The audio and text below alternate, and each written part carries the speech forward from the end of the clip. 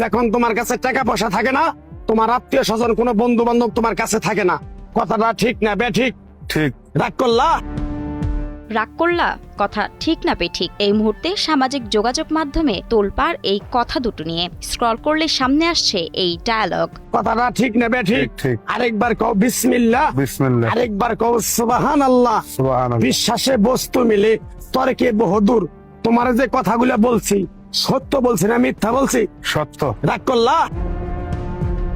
রাগ করলার মতো সাধারণ আটপৌরের শব্দও কেন সামাজিক পরিসরে এমনভাবে ভাইরাল তা নিয়ে উঠছে প্রশ্ন। প্রতিনিয়তই নেট দুনিয়ার পরিসরে এমন কথাগুলো আলোচিত হতে দেখা যাচ্ছে বারবার। বিশেষ করে তরুণ প্রজন্মের মাঝে এ প্রবণতা সবচেয়ে বেশি। এর আছে নানা সমাজতাত্ত্বিক ব্যাখ্যা। অনেক সমাজ বিশ্লেষক বলছেন, বাঙালি সমাজে বা সাধারণভাবে মানুষের মধ্যে সরাসরি কাউকে আক্রমণ না করে পরোক্ষভাবে খোঁচানোর একটি প্রবণতা থাকে, যাকে প্যাসিভ অ্যাগ্রেশন বলা হয়। এর মাধ্যমে অপরকে আরো বেশি অসহায় বা ক্রুদ্ধ করে তোলা যায়, যা এক ধরনের মানসিক আনন্দ বা স্যাডিজম তৈরি করে। কথাটা ঠিক না বে ঠিক? ঠিক।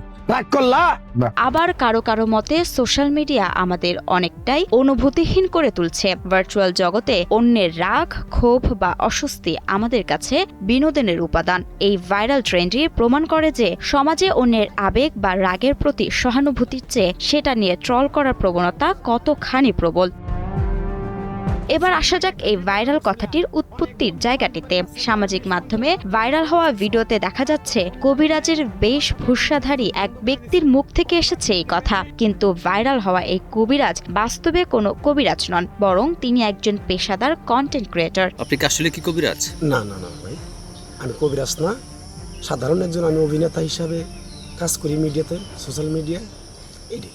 সম্প্রতি একটি ফেসবুক ও ইউটিউব কন্টেন্টের জন্য কবিরাজের চরিত্রে অভিনয় করেন ইমান আলী। সেখানে তার বাচনভঙ্গি, চোখের ইশারা আর বিশেষ ভঙ্গিমায় ডায়ালগটি রাতারাতি লুফে নেয় নেট দুনিয়া। মুহূর্তের মধ্যেই লাখ লাখ ভিউ ও শেয়ারের মাধ্যমে এটি ভাইরাল কন্টেন্টে পরিণত হয়। সাধারণ মানুষ থেকে শুরু করে নামি দামি কন্টেন্ট ক্রিয়েটাররাও এখন ইমান আলীর এই ডায়ালগ ধার করে তৈরি করছেন নানা ভিডিও। আসলে আমাকে নিয়ে যে টোল করতেছে, এটা তো আমাকে ভালোটাই করতেছে, তারা তো আর কোনো নেগেটিভ পজিটিভ মানে ওরা যাচ্ছে না।